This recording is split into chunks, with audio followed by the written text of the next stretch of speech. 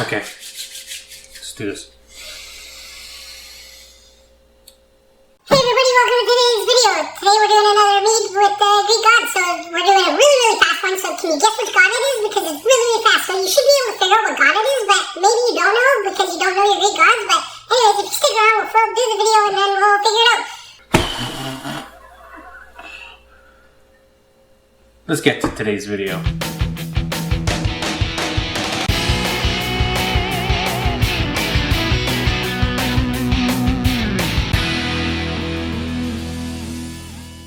So let's slow things down here for a second. If you didn't understand a word I said in the beginning, that's totally fine. I was just trying to goof around and, be super fast. Today we're doing number 4 of the pantheon of the Greek gods. And what I was saying is that it's a really fast god, which means you should be able to tell which god we're doing today, because there's only one really fast one and he's super well known. That's right, today we're going to be focusing on Hermes, who is a god of many things. Okay, so this mead was actually really difficult to try to figure out what to do with it, because as I said, Hermes is just known for so many things. Like, he's the god of, well, let's run through the gamut of different things.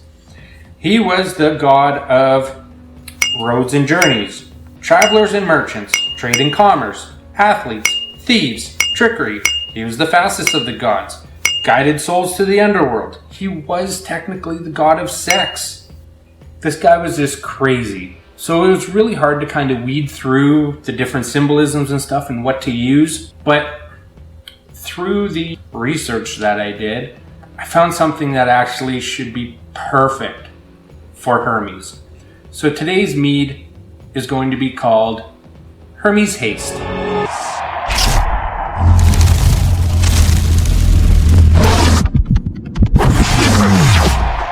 Now, unlike Ares, Hermes was not the child of Zeus and Hera. He was the child of Zeus and a nymph named Maya.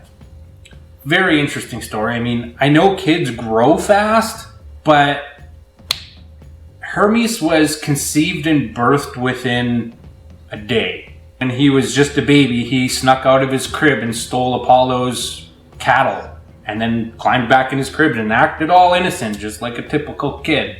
Hermes just had so many amazing stories. And the reason we're doing Hermes for April is because it is now springtime, and Hermes was actually the one that went down to the underworld and escorted Persephone back into this world.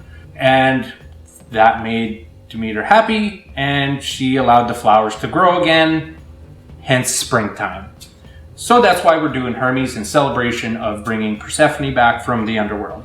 Hermes was technically, like I said, the god of travelers and merchants and of roads and journeys. And actually, at a lot of crossroads, they were called a herm, which was basically a pile of stones or whatever that symbolized, directions where to go. That helped travelers. And a lot of these formed into, I guess they were called dongs, which, as you can imagine, is, So we will be adding bananas to this mead. And the reason for this is bananas, just like Hermes, symbolize a lot of things. They symbolize athletes, in the form of energy and stuff. Nutrition, health. They symbolize monetary and financial growth. And, well, a penis. Have a mature conversation when you can't even say the word penis. I can say the word yes. Pureness. You said pureness. Pianist. Pianissimo. Not P-ness. And they also symbolize travel. So the banana is just the perfect thing to add to this mead for Hermes. Another symbolism we're going to do, I'm going to pull something from a story of Hermes, and that is saffron. Now, saffron comes from the crocus flower, and the story goes that Hermes and his best friend / lover, depending on the story, were having a competition, and in a big display of his masculinity, Hermes actually hit Crocus with a discus, hitting him in the head and thus killing him. Hermes was distraught, so 3 drops of blood ended up falling on the ground, and from those 3 drops of blood, he made a flower bloom, which he named the crocus. And that's where the little, what are they called? Stamens, the little filaments that are saffron, symbolize the blood that fell from crocus's head. So we will be making essentially a banana saffron mead. So let's slap this together now. So in my bucket, I have 3 pounds of honey. Kind of went with the number 3 for a lot of things to symbolize the 3 drops of blood. Now, to this, I'm going to be adding 1 gallon of water that I have steeped about 1 teaspoon of saffron in. And I warmed up the water, basically made it into a tea. It's just kind of cooling right now. So I'm gonna pour this in and I'm gonna give it a quick stir. Now, I let it steep for about 20 minutes. It's still too hot, but what I'm gonna do right now is I'm gonna give it a good mix, get that honey stirred in, and I'll take a gravity reading. I did leave the saffron because I just kind of crushed it and sprinkled it into the water to let it steep. I just left it in here. I'll rack it off when it's time to do so. But let's give this a quick stir. Hermes style.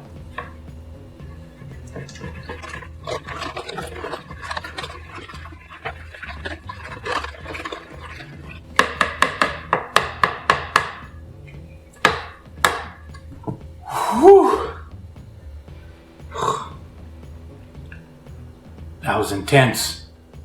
Now, like I said, this still needs to cool a little bit. As I took the temperature reading, it was just a little bit too high. So while we're waiting for that, I might as well prep my bananas. So I'm going to do 3 bananas. And it's going to be as simple as this.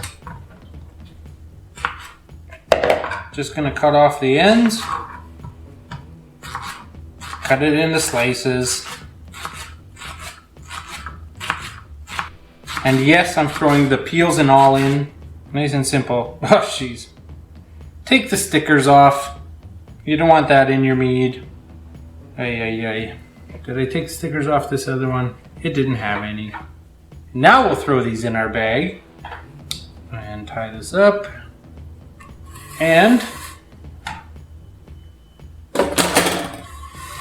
let's take a gravity reading.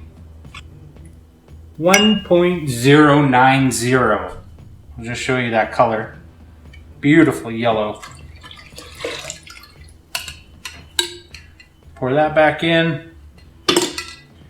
Okay, for this, I want it to go fast. So I know the yeast is going to get some nutrients from those banana peels and stuff, but I'm going to stick with my regular nutrient schedule. I'm going to add right now a teaspoon of Ferm O, half a teaspoon Ferm K, and a 1/4 teaspoon potassium carbonate. I'll give that a stir, and I'll add my yeast, which is going to be a full packet of EC1118, and it'll just rip right through there. Again, we're going to get this sucker going as fast as possible, so I'll do that. And all right, lots of air incorporated in. Now all we have to do is add our bananas. Ta-da!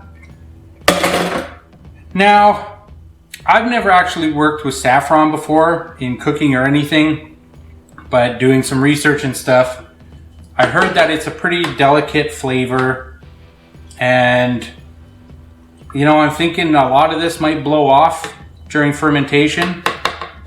So I will probably end up having to add some saffron into secondary. But yeah, this is it. I'm going to add my lid and my airlock now. And there we go. We have Hermes Haste, number 4 in the Pantheon of the Gods series. I hope you guys are enjoying these and the little bit of stories that I throw in about the different gods. I know it's just little snippets. I don't want the videos to be running super long because honestly, I love this kind of stuff. I'm loving the research, but I don't know if you guys really care about hearing all the different crazy stories that cover the Greek gods, because there is a lot of them. But that's all I have for you today. So I hope you enjoyed this video. If you did, definitely give it a thumbs up and like and subscribe so you can follow along. We have a lot more awesome videos coming. And yeah, I hope you have a great day. Happy brewing. And cheers, my friends.